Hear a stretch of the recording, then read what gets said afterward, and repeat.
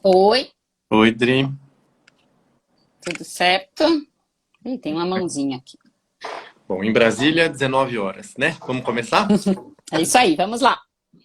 Bom, então, boa noite a todos, né? Essa é a primeira live que eu faço aqui no canal. Hoje a gente tem uma convidada mais do que especial aqui conosco, a doutora Adriana. A doutora Adriana e eu trabalhamos juntos desde 2016, né? Faz tempo já um pouquinho. E graças a Deus a gente tem tido uma parceria muito frutífera, um respeito mútuo muito grande, uma admiração mútua muito grande também. E eu trouxe ela aqui para a gente conversar um pouquinho sobre câncer de mama, né? Afinal, é Outubro Rosa e a gente tá querendo sempre nesse mês lembrar, conscientizar e conversar sobre essa doença que é uma doença hoje em dia cada vez mais comum. Se isso não aconteceu na nossa família, com certeza a gente sabe de alguém na família de alguém que isso aconteceu. Então, eu acho muito importante a gente trazer esse assunto e a doutora Dri, mais do que nunca, é, é a convidada mais do que especial para falar nisso. Bom, gente, a maioria dos diagnósticos chegam sempre na mão da mastologista, né, da gineco e da masto, né? Então, chega nas mãos da Dri. E é a Dri que começa todo esse processo. Eu queria convidar a doutora Adriana, que já está aqui com a gente, para se apresentar, para dizer tudo que ela é. E se ela não dizer tudo, eu digo tudo depois, viu? Porque eu sei que ela é um pouco tímida. E a gente vai falar disso depois. Então, Dri, seja muito bem-vinda, boa noite. E quem é você?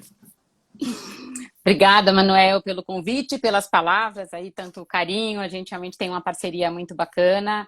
Obrigada, Claudinha e Gabi, por facilitarem esse encontro. Bom, eu sou mastologista, sou formada pela USP, fiz mastologia lá também. E, enfim, realmente é muito importante, né, Manuel, a gente poder conversar um pouquinho sobre câncer de mama. Você sabe que às vezes eu penso, será que as pessoas não estão cansadas? Será que elas já não esclareceram todas as dúvidas em relação ao câncer de mama? E aí, cada vez que passa de um outubro para outro, ano após ano, eu vejo que as pacientes continuam tendo muita dúvida, muito medo. Então, realmente é muito importante. Como você falou, o diagnóstico normalmente começa com a gente, né? É aquela paciente que nos procura porque tem um achado, ou porque achou um achado de rotina, né? No exame de mamografia, um ultrassom, ou porque tem uma palpação suspeita. Então, acho que a primeira coisa aqui para dizer é que todas as mulheres a partir de 40 anos precisam fazer mamografia anualmente. Isso é um programa de rastreamento. A gente está procurando aquilo que ninguém sentiu, que ninguém ainda viu. Tá me ouvindo, Manuel? Entrou um barulho aqui esquisito, tá dando para ouvir? Enquanto que a paciente pode, por exemplo, sentir alguma coisa diferente na mama e também procurar um mastologista, mas ela não precisa esperar que isso aconteça. Que a ideia é que a gente detecte as coisas o mais precocemente possível. E se ela percebe que o corpo dela está diferente, ela procura um médico, não, acho que não é nada, insista.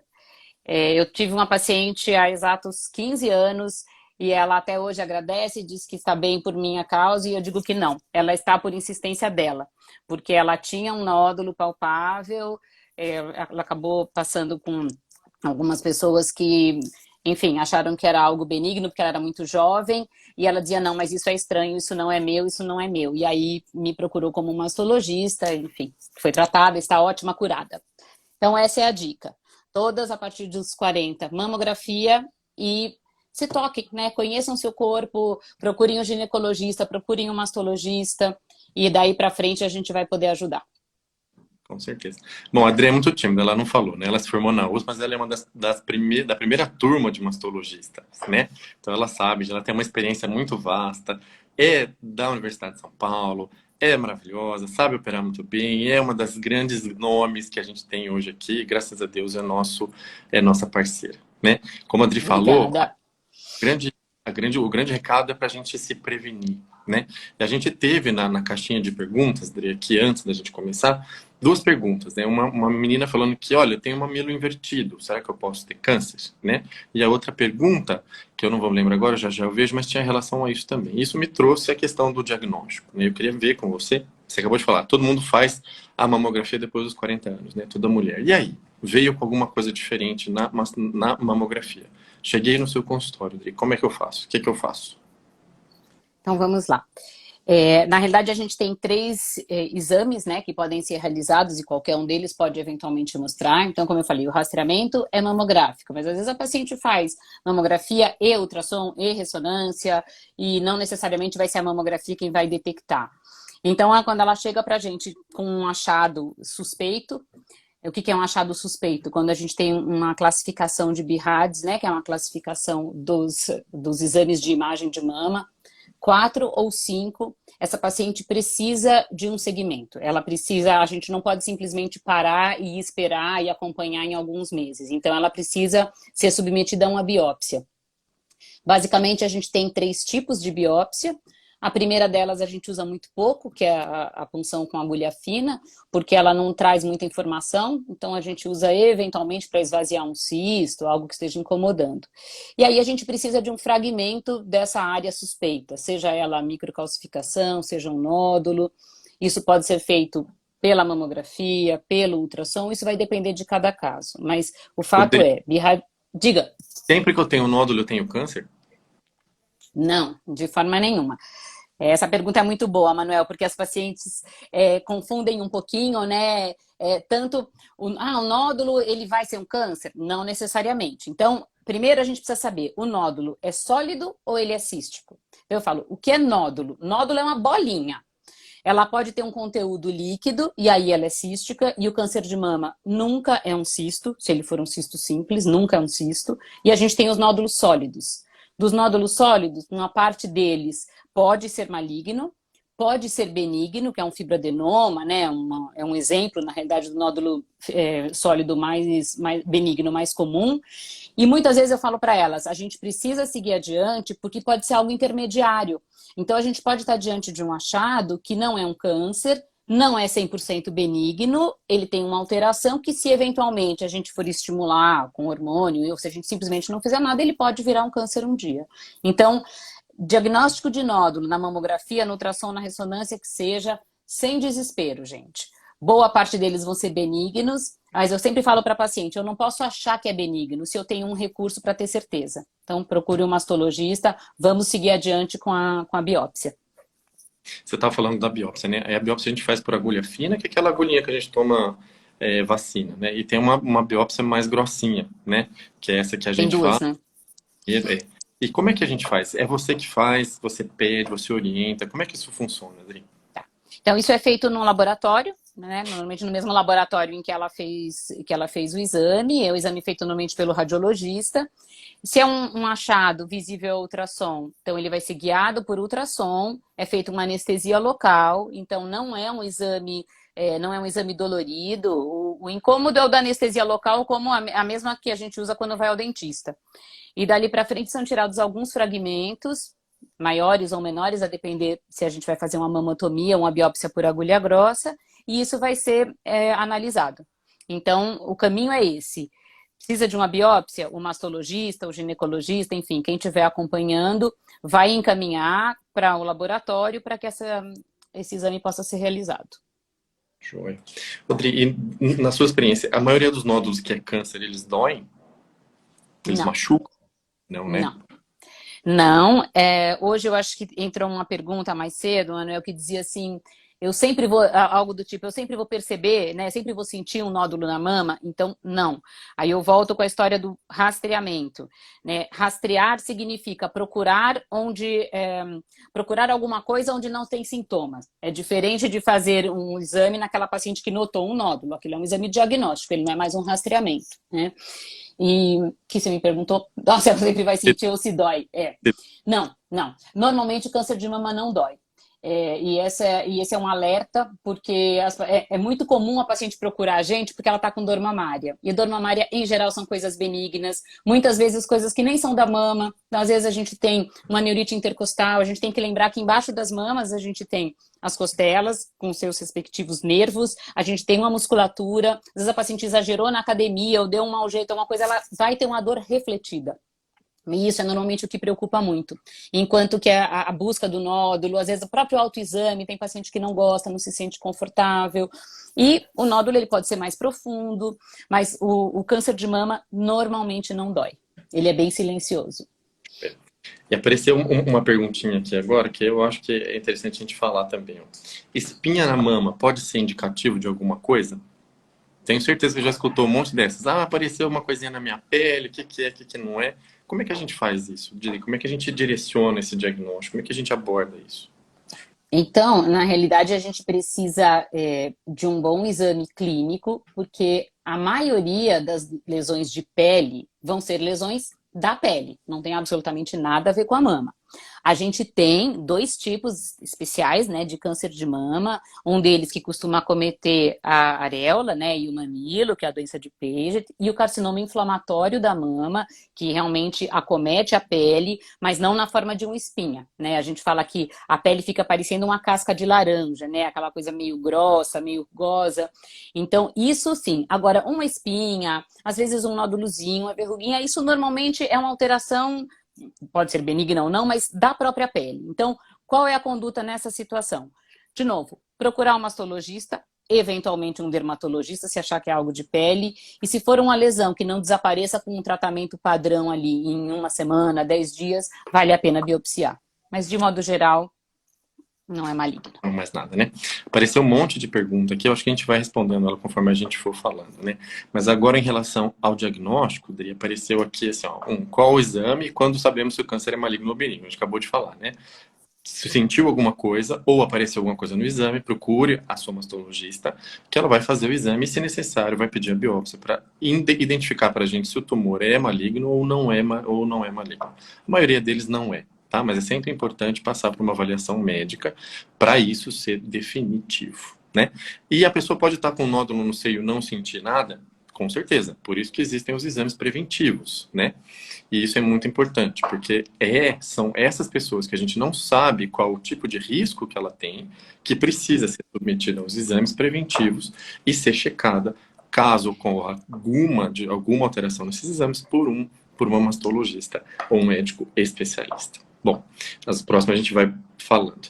Dri, muito bem. Aí fizemos o diagnóstico de câncer. Você pediu a biópsia, a paciente retornou, pumba, câncer. E aí, o que a gente faz daí? Bom, vamos lá. Então, aí a primeira coisa é dizer para o que eu digo para todas, você já ouviu essa frase de mim, pacientes que estejam aqui também já ouviram, que é calma. Isso não é uma sentença, né, Manuel? A gente fala muito isso para elas, né? Isso não é uma sentença de morte, e não é mesmo. A gente fala não é só porque a gente é legal, é porque realmente é uma verdade. Então, qual é o passo seguinte? A gente precisa saber o sobrenome desse câncer. Então, a gente precisa saber o tipo, porque o câncer de mama não é uma doença única, né? No passado, a gente dizia o câncer de mama é um câncer ductal, lobular, invasivo, in situ e parava por aí. Hoje eu brinco que ele tem mais sobrenome do que eu e olha que eu tenho vários. Olha, você também. Tem mais sobrenome do que nós dois juntos. Né? E a depender disso é que a gente vai definir o tratamento. Então, eu vou falar de uma forma bem geral, mas basicamente o tratamento, ele pode envolver cirurgia, com ou sem radioterapia, quimioterapia, hormonioterapia. A gente vai precisar de tudo, doutora? Meu cabelo vai cair? Não sei. Eu preciso saber o estadiamento, né? O que é estadiar? É a gente entender em que estágio, né? Em que momento essa doença está, para definir se a gente primeiro vai operar e depois vai mandar para o doutor Manuel, se eu vou mandar primeiro para o doutor Manuel para ele começar com a quimioterapia e depois me devolver para operar. Então, essas são as 4 estratégias. A gente pode usar todas, pode usar só uma, enfim. Então, aí é que a gente vai definir e encaminhar para o oncologista e, no fundo, discutir isso junto, né, Manuel? Acho que essa parceria é muito importante. A paciente só tem a ganhar. A gente brinca, né, entre a gente, a história de que a cirurgia é o item de prescrição de vocês, enfim, quem é o dono da paciente, e a gente sabe que não existe isso, né, Cacá? Que no fundo é uma equipe multidisciplinar, e além de nós, o radioterapeuta, mas acho que assim, o masto e o onco são os que primeiro acolhem a paciente e discutem e definem o que fazer juntos. Uhum, com certeza. Sem a gente se conversar, sem eu entender o que você viu e me encaminhar para onde eu tenho que ir, eu não chego lá. Né? Eu acho que essa é uma lição que a gente sempre tem. Quanto mais os médicos conversarem entre si, melhor para a paciente. Acho que isso sem sombra de dúvida. E graças a Deus, a Adri e a gente conversa bastante nas pacientes, tem algumas aqui conosco, então isso mostra pra gente que tem sido um bom trabalho. Adri, vieram duas perguntinhas aqui pra gente, que é sobre o uso de anticoncepcional. Perguntaram se a gente tem história na família, ou se a gente não tem história na família, e faz uso de anticoncepcional, isso aumenta o nosso risco de ter câncer de mama? Então, hoje, cada vez mais a gente sabe que não. As pílulas contraceptivas são bastante seguras. A gente, inclusive, pode usar a pílula contraceptiva para aquelas pacientes que têm um histórico familiar. Então, é algo bem seguro, é muito mais um mito, sobretudo com as pílulas que a gente tem hoje em dia, né? Com uma dosagem diferente. Então, é seguro, sim. Rodrigo, e veio uma pergunta aqui. Bom, a gente fez o diagnóstico na mama, né? E a gente sabe que a axila, estudar a axila é muito importante, inclusive para ligar com um monte de outras quimioterapias, com outros tratamentos que a gente tem, né? E aí, como é que eu estudo essa axila? Eu dependo de você totalmente, para saber se se ela está acometida ou não. Me explica, como é que você faz isso? Explica pra gente, por favor. Eu vi que entrou uma pergunta aqui, o que é o linfonodo sentinela, né? Então eu vou aproveitar para responder nesse momento. Então, assim, a gente pode ter duas situações, Manuel. A mais rara, eu vou começar com a mais rara, é quando a paciente tem uma axila comprometida clinicamente, ou suspeita, comprometida não, suspeita clinicamente. Então eu vou examinar e aquela paciente tem um caroço na axila, endurecido, ou aquele exame radiológico me mostrou um linfonodo com características também suspeitas. Então, naquele momento, a gente consegue fazer a mesma biópsia, guiada por ultrassom, e a gente já tem uma prévia, antes da cirurgia, se aquela axila é comprometida ou não. E em sendo comprometida, né, a gente vai estar diante aí de um tumor localmente avançado, que é uma das indicações, né, da gente começar aí, com você, da gente começar com a químio. Nem sempre, mas é uma delas. Mas na grande maioria das vezes, ainda bem, o câncer de mama está restrito à mama ou com pequenas células que possam eventualmente ter ido parar na axila. E no passado, a gente fazia o quê? A gente tirava todos os linfonodos axilares dos 3 níveis, né, que a gente tem, que dá em torno de 30, 35. E a gente tem que lembrar que os linfonodos, eles vão receber toda a linfa do membro superior. Então, é aquela paciente que acabava ficando com o braço muito edemaciado e às vezes com suas limitações, né? O linfedema, que era tão temido e que era realmente muito incapacitante algumas vezes. Então, de uns anos para cá, vários anos na realidade, a gente passou a conhecer o linfonodo sentinela. Ele foi estudado inicialmente para melanoma, né? E o que é isso? Ele é o primeiro gânglio desses 30 e tantos que a gente tem a receber a drenagem linfática da mama. Qualquer coisa que esteja na mama vai drenar primeiramente para ele. Seja uma célula de câncer, seja um corante, qualquer coisa vai primeiro drenar ali. Então, existem duas formas, né? Uma um pouco mais sofisticada, outra um pouco menos, enfim, mas que a gente consegue, no intraoperatório, identificar qual é esse linfonodo sentinela. Então, eu tiro só esse, é uma bolinha pequenininha, eu tiro. O patologista que vai estar com a gente na sala vai olhar e me dizer: Adriana, aqui não tem nada de câncer. Ótimo, linfonodo sentinela está livre, acabou por aí. Adriana, a gente tem célula tumoral aqui. O que a gente faz, hoje a gente tira alguns mais para ter uma amostragem para você depois poder decidir que tipo de tratamento você vai usar, né, Manuel, por quanto tempo, enfim. Aí, todas as opções que você tem. Muito bem. Bom, gente, só para dar um wrap-up aqui para nós, então a gente já discutiu como a gente faz para investigar os exames e como são feitos e o diagnóstico com axila. A Adri estava falando que a gente tem o sobrenome do tumor, né, Adri? Então, hoje em dia, quando a gente faz o diagnóstico, olha, é tumor, tudo bem, mas agora eu preciso saber aonde ele está e qual o sobrenome dele. Quem me fala isso é o patologista e o radiologista. Então, são outros 2 profissionais que tem que estar junto no circuito para a gente poder fazer o diagnóstico correto. Uma vez que a gente faz esse diagnóstico, nós sentamos em equipe, preferencialmente, e determinamos qual é a estratégia de cura, a estratégia de tratamento que a gente vai seguir. Seja ela começar com algum tratamento inicial, seja ele quimioterapia, seja ele hormonioterapia, ou seja ele cirurgia, né? Tem muita pergunta aqui de quando é que eu faço quimio, quando é que eu faço cirurgia. Isso depende do tipo de tumor e do tamanho e do que ele está cometendo ou não, tá? Como uma forma geral, né? A gente sabe que os tumores mais avançados, ou seja, aqueles que têm mais linfonodos na axila cometido, mais nódulos na axila cometido. E quanto maiores esses linfonodos, ou maiores o tumor é, a maior a preferência para a gente começar com o tratamento de quimioterapia, tá? Para que isso? Porque a quimioterapia ajuda a diminuir esse tumor, a diminuir esses nódulos na axila, e eu facilito o trabalho da Dri, né, que vai lá, em vez de fazer aquela cirurgia imensa, tirar a mama inteira, o músculo, a axila inteira, a paciente ficar com dor para sempre, ficar com o braço inchado para sempre, não, ela faz uma cirurgia mais conservadora, e ela vai explicar para a gente o que que é isso. Ou não, ou é um tumor já um pouco menor, não tem linfonodo cometido, é hormônio sensível, enfim. Aí a gente vai começar, vai direto para a cirurgia. De uma forma geral, nos tumores hormônio sensíveis, a gente tolera tumores até 3, 4 centímetros e até N1, tá? O que é N1? São 3 a 4 nódulos cometidos na axila. Esses tumores, em geral, eles vão direto para a cirurgia e depois a gente faz o tratamento de químio se for necessário. Tá? Os outros todos, a gente costuma começar com tratamento oncológico. Justamente porque a gente sabe que lá no final, os nossos benefícios são maiores. E como é que a gente descobriu isso? Estudando, sabendo e vendo ao longo do tempo. Muito bem, Dri. Aí vamos supor que a gente vai começar com uma cirurgia, né? Existem muitos medos, a gente sabe de sempre que fazer cirurgia não é fácil, né? Que a gente tem histórias muito ruins, especialmente de avós, de pessoas que a gente conheceu. Ah, minha avó teve esse câncer de mama, teve que tirar até o braço. E a gente sabe que isso faz parte da história da oncologia, né? Uhum. O próprio cirurgião que inventou, né, a mastectomia, aquele grande cirurgião, o Halsted, ele mesmo desarticulou o braço da própria esposa, tentando curá-la de um câncer de mama e não conseguiu. Graças a Deus, hoje esse não é mais o cenário. Como é que a gente pensa isso, Adri? Como é que você aborda a paciente para explicar, olha, como é que nós vamos tirar a sua mama? É necessário tirar a mama inteira? Não é necessário tirar a mama inteira? E a diferença das cirurgias? O que é uma quadrantectomia?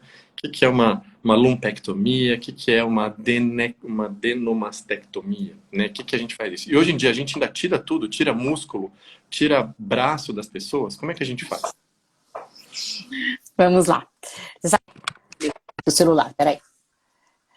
Você sabe, Emanuel, que quando eu resolvi que eu ia fazer mastologia, eu já vou explicar das cirurgias, mas só para te dizer que eu me lembro que, começando a fazer mastologia, algumas mulheres falavam para mim, nossa, mas você faz mastologia, como é que é para você que é mulher, eventualmente tirar a mama, né, de uma mulher? E eu falei, não, mas eu faço justamente para a gente tentar cada vez tirar menos, né? Quando precisar, a gente vai tirar e tentar deixar um resultado estético melhor possível, mas a ideia é justamente o contrário, é como mulher tentar evoluir para que a gente faça cirurgias menores, né?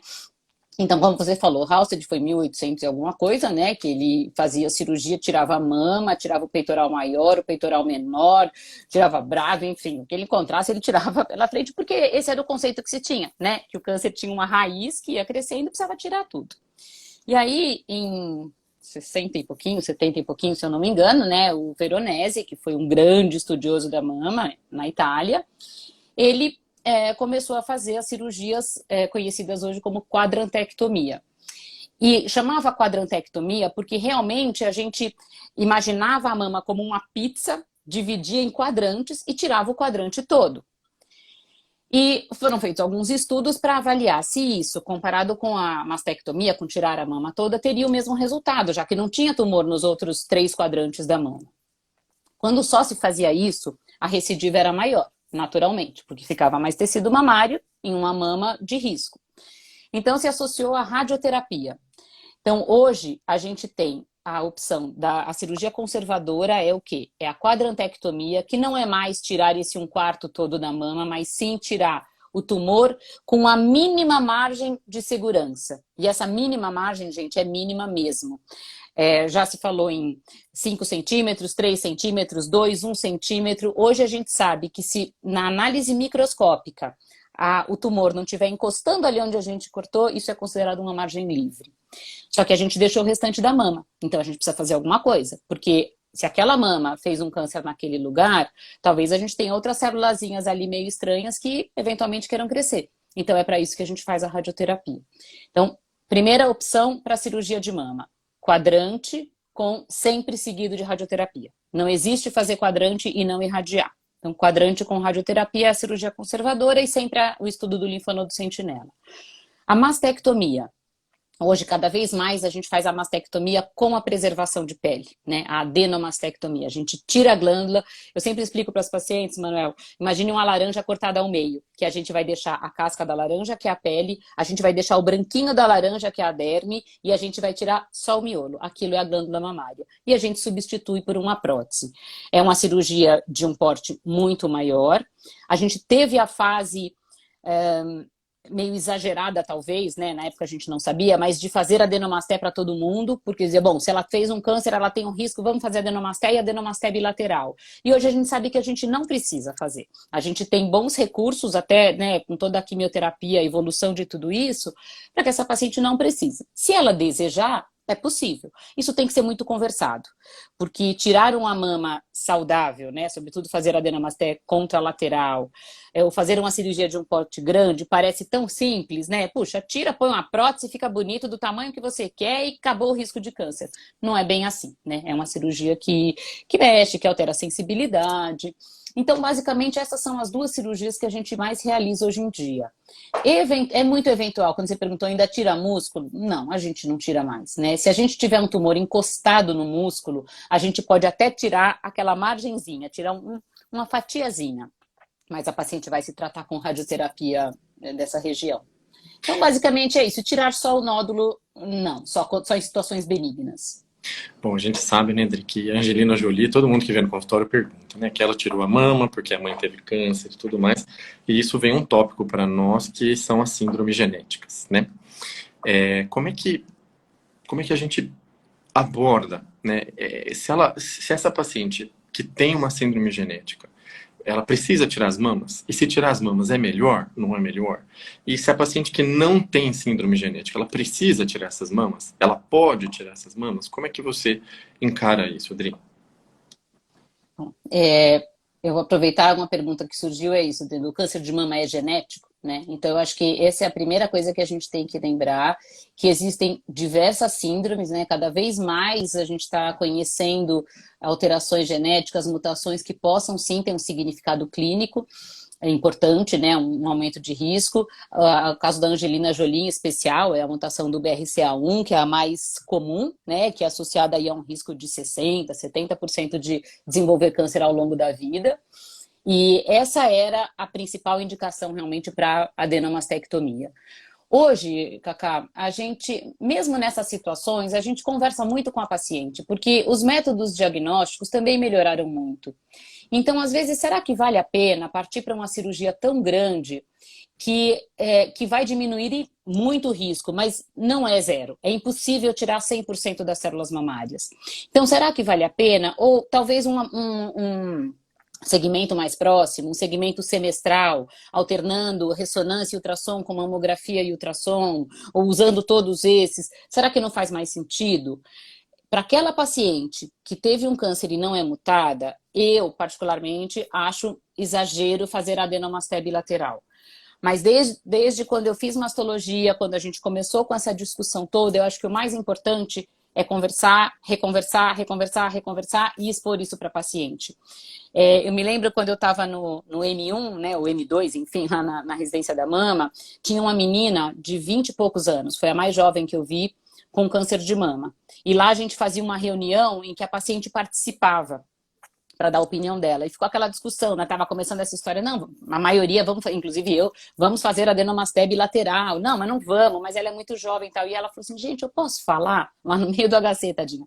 Ela falou, por favor, tirem as duas mamas.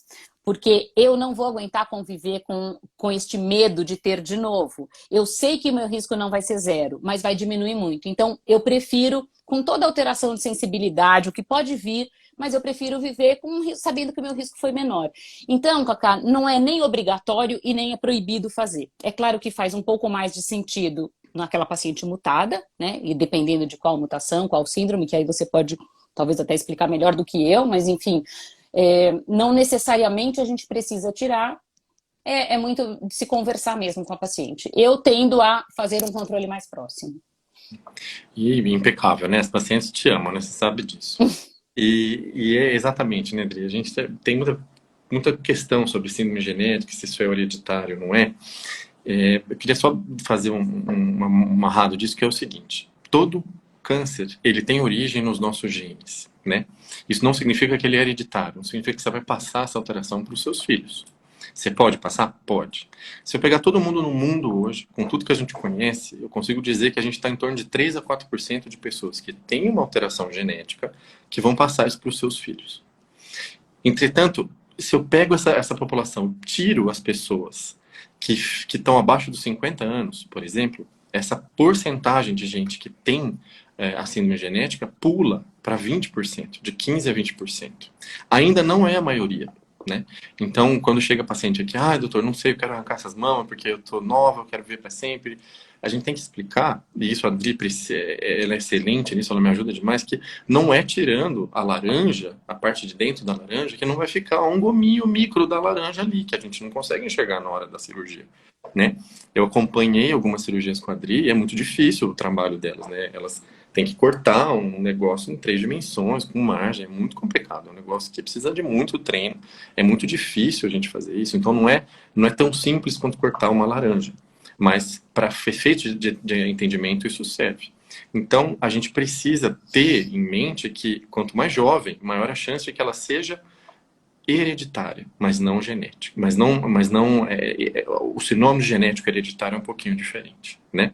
E é claro que a Adri levou deu uma explicação aqui que é um tema que a gente pesquisa muito em oncologia hoje, né? Que são os efeitos pós-tratamento, né? A gente fala, bom, qual é a melhor cirurgia?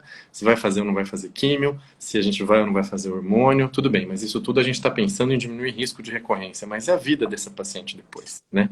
Eu tenho certeza e eu vejo que as nossas pacientes, quando acabam o tratamento, é uma vitória, é ótimo, elas estão praticamente curadas, mas, doutor, agora eu tô com secura vaginal, agora eu tô com dor na mama, agora eu não me vejo mais como eu via antes, né?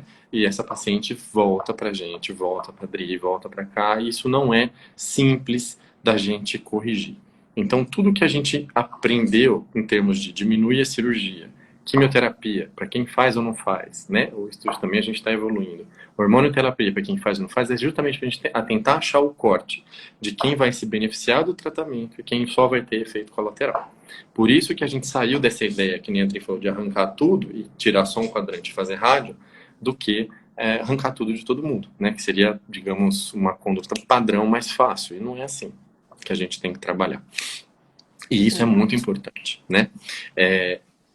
Quando a paciente chega pra gente depois do tratamento, Adri, isso não é pouco frequente, elas não sentem a mama, né? Ou sentem alguma coisa diferente, né? A mama fica pinicando, Muda. ou não sente, isso perde a sexualidade da mulher, ela se vê diferente, ela vê a região íntima mais ressecada, enfim. Como é que a gente aborda esses tratamentos depois? Como é que você faz isso no consultório? Eu sei que você faz isso e faz isso muito bem, e cada vez mais, conforme mais a gente cura essas pacientes, essas consequências estão ficando.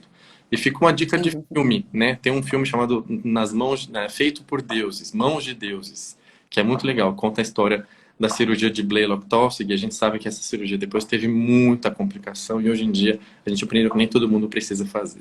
É um caminho que a gente está seguindo na oncologia, né, Andrei? Como é que você... Me explica.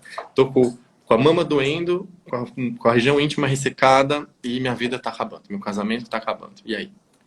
Então, eu acho que isso é muito importante. Eu participei de uma live na segunda com uma colega que estuda bastante a parte de sexualidade, e ela colocou uma coisa que é fundamental, que a gente precisa trabalhar, e aí entra toda a multidisciplinaridade, né, do câncer de mama, psicólogo, fisioterapeuta, para que a própria paciente possa voltar a se reconhecer, né, para que ela possa se aceitar um pouco diferente, porque talvez a sensibilidade do mamilo seja diferente e de repente aquela era a principal zona erógena dela, então vamos reinventar, né? Vamos fazer alguma coisa de diferente. Então, a fisioterapia é muito importante. A sensibilidade do braço é muito comum que as pacientes se queixem, muito. Porque sobretudo quando a gente mexe na axila, mesmo que seja só para o sentinela, não tem como a gente não lesar pequenos nervinhos. Nada muito significativo, mas isso altera por um tempo. Sobretudo a sensibilidade da face interna do braço. E isso incomoda. Aí vem a questão sexualidade. Então, quer dizer, a paciente já está se vendo diferente, ela tem uma preocupação se ela vai ter de novo câncer, não vai. A gente acabou mexendo num órgão que é muito mais do que simplesmente a questão de saúde, né? Como é tirar o útero, tirar o ovário, não. A mama tem uma questão muito maior. E aí ela tem a secura vaginal, porque o doutor Manuel resolveu dar lá um monte de remédio contra o hormônio. E tem a secura vaginal e eu não posso fazer a reposição hormonal. Mas a gente tem várias saídas para isso, né? Então hoje a gente tem a opção de fazer laser vaginal ou outras energias, né, que a gente fala radiofrequência, que vão melhorar o trofismo. Por que elas sentem tudo isso? Porque a gente diminuiu o estrogênio. Então o estrogênio que acabou não causando, né? Depois eu preciso explicar isso melhor. Não causando, mas ele acaba sendo vilão em algumas situações de câncer de mama. A gente precisa diminuir esse estrogênio circulante. Para a mucosa vaginal ele era ótimo, né? Ele melhorava muito. Então a gente tem outras opções.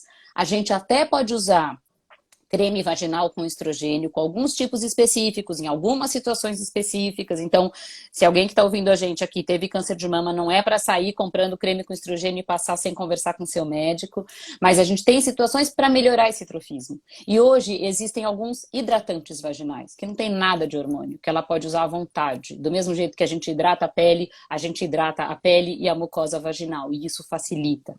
E uma outra coisa, Manuel, que uma vez acho que eu comentei com você, que eu sempre quis falar em relação a brinquedos, a ir a um sex shop com o marido ou sozinha, primeiro voltar a se conhecer, ver como ela sente prazer e trazer isso para a relação, né? E é uma coisa difícil de falar. O limite ali entre ficar uma coisa vulgar e uma coisa médica é muito tênue. Mas eu percebi que cada vez mais que eu falo sobre isso, e uma vez eu fiz realmente um post, as pacientes encararam de um jeito muito bacana. Porque é isso, gente, a sexualidade é importante, faz parte, tem um casamento. Uma paciente há pouco tempo me falou, puxa, eu tô meio assim, a sexualidade ainda não tá legal, é relativamente recente o tratamento dela. Ela falou, meu marido também não tá me procurando. Falei, mas você já pensou que ele pode não estar te procurando por respeito a você, porque ele não tá sabendo? Porque você pode encarar e falar, poxa, acabei de passar por um câncer de mama, tratamento, e o cara quer... Então, é difícil para o casal, né?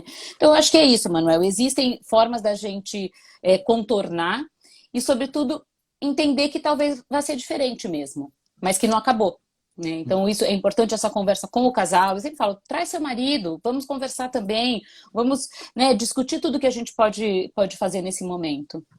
Com certeza. Com certeza. Muito bom.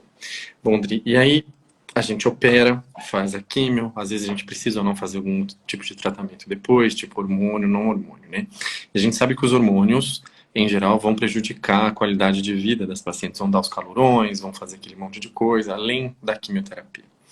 É um período difícil e muito longo, né? E a gente segue em conjunto. E é muito comum que nessa época a gente meio que dá uma folga, né, para a paciente. A paciente fica vendo a gente muito frequentemente durante esse começo de tratamento e depois ela fica com uma folga. Ela fica livre da gente um pouquinho. Livre, mas às vezes nem tanto, né? E é justamente nessa hora que a gente precisa dar esse suporte para o paciente, né? Depois que a gente faz a cirurgia, o paciente termina o tratamento ativo, né? E começa o hormônio e mudança nas qualidades de vida que a gente precisa fazer. Quais são os cuidados que o paciente tem que ter a partir dali? O que você orienta para as pacientes? Como é que funciona toda essa questão que você já explicou da retomada do olhar de si, da sua própria sexualidade, mas também a retomada da vida, né? Agora que ela viveu esse turbilhão do câncer, agora começa a vida outra vez. E aí, como é que a gente aborda essa paciente? O que a gente fala para ela? Como é que a gente continua atuando? A equipe acaba, a equipe continua, a gente fica junto sempre. Como é que isso funciona, Adri? Eu acho que a equipe está sempre junto, né, Manuel? E é o que eu falo para as pacientes, também as que estão aqui, eu sei que tem algumas, já ouviram essa frase milhares de vezes. O câncer não é a sua vida. O câncer é a pedra no meio do caminho e todos juntos vamos tirar essa pedra, né? Com mais força, com menos força, com mais gente ou com menos gente, mas vamos tirar. Então pronto, passou, vamos retomar. É muito frequente que a gente peça ajuda, né, de uma psico-oncologista, né? Existem psicólogas especializadas na questão da oncologia e elas são fundamentais, eu acho que é muito importante. A fisioterapia para melhorar todas essas limitações que você colocou em relação à sensibilidade, à dificuldade eventual de mexer o braço, a uma dor ou outra ali que pode ser secundária até o processo cicatricial mesmo. A atividade física é fundamental. A paciente, inclusive durante o tratamento, né, Manuel? A paciente que acaba se largando muito, às vezes não consegue. Ela tem que entender que ela não precisa ir para a academia e fazer uma aula de spinning durante a quimio, não é isso. Mas se ela tiver minimamente uma atividade, isso vai ajudar.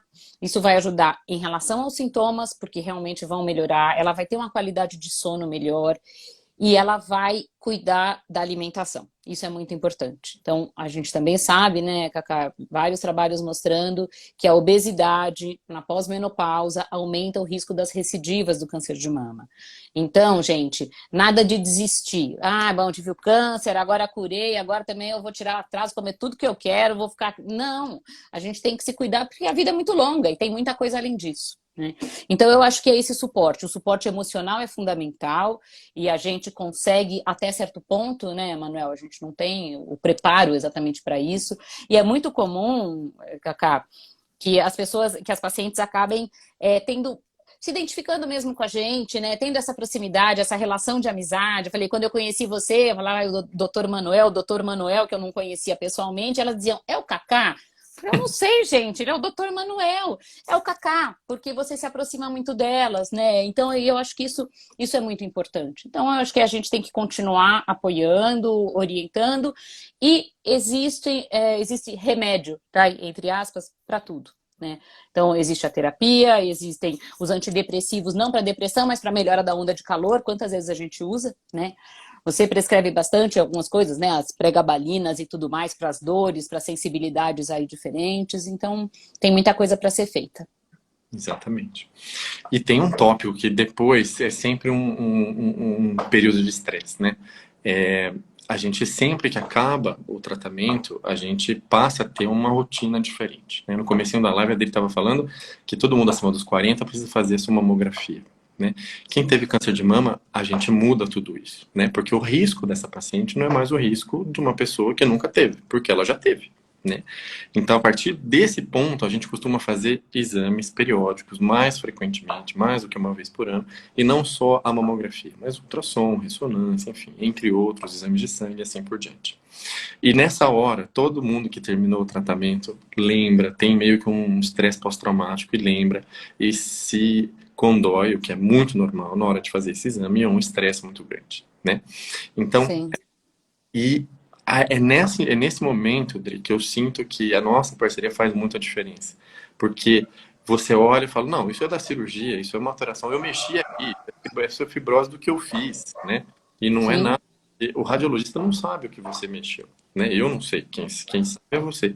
Então, nesse momento, quando a gente continua juntos e olhando para o paciente como um todo, não só como uma doença, mas como um todo, que eu sei que é o que a gente faz, isso faz muita diferença, né? Então a gente vai fazer uma ressonância, sei lá, 3, 4 meses que o paciente... Você me liga e fala, não faz isso, que você vai deixar o paciente doido e não é nada, porque é só fibrose. Exatamente, né? Não adianta, porque muitas vezes o próprio radiologista vai falar para o paciente, olha, tá diferente, tá errado, porque faz parte do próprio tratamento. Ou quando ela faz químio, né, e vai fazer um exame, por exemplo, vai mudar o seu estadiamento. Se eu não falo com a minha mastologista, a gente não vai entrar num consenso, a gente não vai poder fazer a melhor abordagem possível. Então, esse cuidado pós-operatório, ele é contínuo, como você disse, né? Ele é para sempre. Então, mesmo que depois dos 5 anos, mesmo depois de 10 anos, isso não importa, mas ele vai ser para sempre. Então, acaba sendo um alarme, né, na vida da gente, para a gente continuar mudando e se cuidando para sempre. Com relação É o que você falou, né, Manuel? Desculpa te cortar, mas Não, é bem isso. A gente vê o estresse que é para elas fazer os primeiros exames. Né? Aí passam 6 meses, ela faz mais alguns. Ufa, não deu nada, vou viver tranquila mais 6 meses, né? E aí, Cacá, eu queria só agora fazer uma pergunta para você, porque eu acho que é muito importante, eu acho que é muito você explicar como é que é essa questão da recidiva. Uhum. Até quanto tempo elas têm que ficar preocupadas? Ela vai ficar preocupada a vida inteira? Esse risco aumenta, diminui? Como é que é isso? Porque muitas têm a impressão de que elas vão ter de novo. Eu tive um câncer, não, em algum momento isso vai recidivar, né? E a gente sabe que não é exatamente assim. Então, minha vez de te perguntar, fala um pouquinho disso. Exatamente, você tem toda a razão. Uma vez que a gente tem câncer de mama, gente, a gente consegue fazer uma estimativa. Obviamente a gente não é mãe de nada, né? Mas a gente consegue colocar no futuro as chances que a gente tem de ter alguma recidiva ou não, né? A gente chama isso de chance de recidiva, tá? De taxa de recidiva, como médico, que os médicos acabam utilizando. E para cada paciente, essa taxa ela muda. E ela muda não só pelo início, pela apresentação do câncer, que a gente tem uma taxa ali que é intrínseca quando a gente fez o diagnóstico, mas também pelo tratamento que a gente fez. Então, a cirurgia que você fez, a quimioterapia que você fez, a radioterapia que você fez, o hormônio que você tomou, deixou de tomar, tudo isso vai impactar nesse risco lá na frente. Hoje em dia, aqui no Brasil, a gente tem mais ou menos 66 mil casos de câncer por ano, novos. Desses 66 mil casos, a gente sabe que a absoluta maioria deles, cerca de 85%, a gente pega bem no começo. Ou seja, quando a doença ainda não pulou para outro órgão. Ela está ou na mama e na axila. E isso faz total diferença, porque a gente consegue índices de cura nessas pacientes que vão de 98%, 99% a 88%, 89% quando a gente faz o tratamento adequado. Dessas pacientes que fizeram o tratamento e se curaram, a gente sabe que em torno de 20%, de 20 a 30% vão ter uma recidiva. E o que a gente chama de recidiva? O retorno do tumor, ou na mama, ou em outro lugar. Tá? E isso, quando acontece, depende muito do tipo inicial desse tumor e do tempo que foi feito o primeiro diagnóstico. Eu vi uma pergunta aqui falando que o tumor aparece na cabeça. Não tem uma predileção específica do câncer de mama pela cabeça, tá? Isso são casos eventuais. A gente sabe que existe um subtipo só que pode fazer isso, mas hoje em dia esse subtipo é o que tem o melhor tipo de tratamento, tá? Que é o tipo HER2, que a gente chama. Então, a taxa de recidiva diminui, e eu estou falando diminuir em 20, 30, 40 anos no que a gente faz hoje. Né? Então, as minhas pacientes sabem que eu pego no pé de fazer atividade física, de tomar o remédio direitinho, porque eu sei que quanto mais elas fazem isso, menor a chance daqui 20, 30, 40 anos dela ter algum tipo de recidiva. Com a feitura da mamografia, da década de 80 para cá, a gente mudou completamente o cenário. Né? A gente consegue detectar mais precocemente, a gente consegue descalonar tratamento. O que é isso? É fazer cirurgias menos complexas, é fazer quimioterapias mais bem indicadas, não tão amplas e nem para todo mundo, dependendo dos nossos exames genéticos, e fazer também a hormonioterapia no tempo correto, seja essa de 2,5, 5 ou 10 anos, né?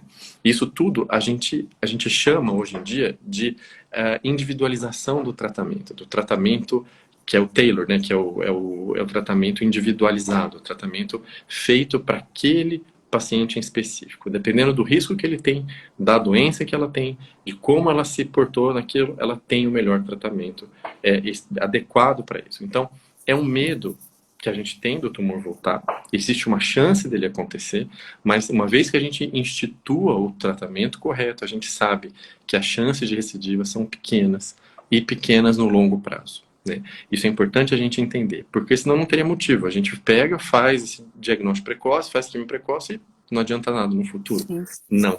A gente consegue curar a absoluta maioria dessas pacientes e consegue fazer com que a chance desses tumores aparecerem fiquem bem menor. Além disso, a gente sabe que quando o paciente muda o seu estilo de vida, começa a fazer atividade física, se alimenta melhor, presta mais atenção no que come, enfim, usa esse limão da vida como uma limonada, né, como diria os grandes filósofos, a gente sabe que isso, além de diminuir risco de câncer, também diminui risco cardiovascular, risco de AVC, risco, enfim, de uma série de outras doenças que acompanham basicamente os mesmos fatores de risco. Então, quando a gente pega no pé para fazer isso, a gente acaba mudando os hábitos de alguém, e essa pessoa que aceita mudar esses hábitos e os muda, de fato, consegue diminuir o risco de ter qualquer tipo de doença muito, muito pesadamente em longo prazo, né, Adri? Então, o medo existe, o medo é algo que sempre está ali para se lembrar da gente de um período ruim, para que ele não se repita, mas uma vez que a gente adote as medidas de mudança de estilo de vida, de tratamento adequado, a chance do tumor voltar, a gente sabe que é muito pequena. É por isso que quando aparece alguma coisa no exame, a gente fala, isso aí não é nada, porque a gente vai estar acertando em 9 de 10 vezes, né? Sim. Então, é importante que a gente saiba isso. O medo dos exames ele é normal, a jornada do paciente é longa, mas a gente sabe que a matemática está do nosso lado nessa jornada. E sabe que quanto melhor a gente é tratado, menor a chance disso acontecer no futuro. É isso aí. Tudo bem. Nos aproximamos de 50 minutos, cobrimos bastante coisa, né? E olha só, quanto o álcool aumenta o risco. O álcool aumenta o risco, eu não sei de cabeça não, você sabe, mas é pouca coisa. A gente sabe, em relação aos fatores de risco, que é um negócio bastante importante, existem fatores de risco que a gente não muda, né, que são fatores intrínsecos ao indivíduo. Então, por exemplo, a idade que a paciente teve a primeira menstruação, quantos filhos ela teve, se ela usou terapia de reposição hormonal ou não, se ela fuma ou não, se ela é obesa ou não, enfim, se ela é sedentária ou não, são todos fatores de risco. A idade, o período que ela menstruou, quando ela entrou na menopausa, quantos filhos ela teve, se ela tem uma síndrome genética, a gente não consegue mudar, né? São coisas que estão além do nosso escopo, né? Mas tem coisas que não. Então, fazer atividade física diminui o risco em três pontos. Se eu comparar, por exemplo, fumar aumenta o risco em 30 pontos, se eu colocar em 100. Se eu deixar de fazer atividade física, isso aumenta meu risco em 7 pontos. Se eu fazer atividade física, diminui o risco em 3 pontos. Então, entre não beber álcool nunca e beber de vez em quando, consumir moderadamente, e manter um sobrepeso e sedentarismo, eu prefiro que você tome o seu álcool e você faça atividade física e controle seu peso. Porque o peso da associação de risco é muito maior em favor do tabaco, em favor da obesidade, por exemplo, do que em favor do álcool. Tá? Então, não existe essa coisa de, olha, eu preciso ser xiita, ou radical o suficiente para não beber, não comer nada que dá câncer, não fazer nada que dá câncer, porque viver, infelizmente, dá câncer. Né? É um risco. Todos nós estamos sujeitos a ter câncer. Agora, dependendo de como a gente modera os piores fatores de risco, a gente consegue diminuir esse risco de uma forma adequada e viver bem. Então, a mensagem que fica uma vez que você acha alguma coisa diferente na sua mama e não tem ninguém melhor para ver a sua mama do que você, se você se conhecer, se o exame vier alterado, procurar um médico a tempo, fazer o tratamento adequado, não fumar e não manter o sobrepeso, ser ativo, tá? Não ser obeso ou sobrepeso, manter-se ativo, tudo isso diminui o risco de uma forma brutal, né? Vocês sempre vão escutar falar, usar o desodorante com alumínio dá câncer, comer salame, não sei que jeito. Antitranspirante, Usar, sei lá eu o que, o cotonete, as avessas dá câncer. Isso tudo até pode ser verdade. A maioria dessas coisas não são. Mas, independentemente delas serem ou não verdade, o peso da associação do risco ele é muito menor do que coisas que a gente já conhece. É por isso que a gente bate sempre na mesma tecla, né? Deixar de fumar, perder peso, fazer atividade física, tudo isso, comer bem, tudo isso a gente sabe que diminui o risco de uma maneira muito eficiente, né? Tem dados desde a década de 50 que a gente sabe o quanto é importante a gente deixar de fumar ou ter uma boa dieta e não manter o sobrepeso para controle desse risco, tá? Então, desculpa. Não, pode terminar, depois eu falo, pode terminar. Em vez da gente particularizar tanto o risco assim, seja no desodorante, não sei, no sutiã, uma vez me perguntaram se sutiã dava câncer de mama. É difícil você particularizar desse jeito, né? Se eu dizer não, talvez eu esteja fazendo um axioma, talvez não seja uma pessoa tem uma inflamação por aquele sutiã e a inflamação seja um fator de risco, enfim. Mas isso não importa muito. O que importa é que se ela procurar o médico cedo, se ela fizer o tratamento adequado, se ela não fumar e se ela não for obesa, ela vai ter a chance mínima de ter câncer. Eu acho, né, Manuel, é importante isso, porque a gente ouve muito falar de epigenética, né? E o que é isso? Todos nós, né, nascemos com potenciais riscos de câncer, né? Alterações genéticas. Só que nós temos uma série de outros genes que são genes que vão nos proteger, que vão, vamos dizer assim, bloquear aqueles erros do nosso DNA.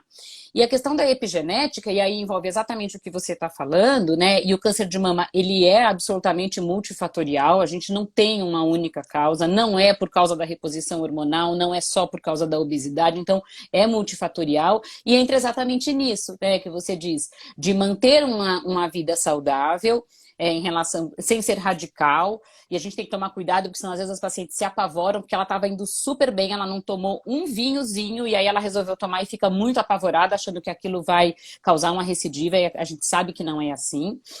Então, a ideia dessa mudança toda de hábito, que não é fácil, mas que é extremamente importante, é justamente para que a gente lide com a epigenética, que é o quê? Que são os fatores externos interferindo na expressão ou não dos genes, né? Então, isso é muito importante. E aí eu queria colocar só uma coisinha, Cacá, que isso acaba chegando bem mais para mim do que para você, que é o medo eterno da reposição hormonal. Né, que todas as pacientes têm e que alguns colegas acabam perpetuando isso. E não é porque eles não sabem de nada, não é porque eles são do mal. O que acontece é que houve um estudo no passado que mostrou, foi um estudo muito grande, que depois verificou-se que ele foi muito mal desenhado. E esse estudo mostrou que existia um aumento de risco de câncer de mama entre 5 e 10 anos de uso, né?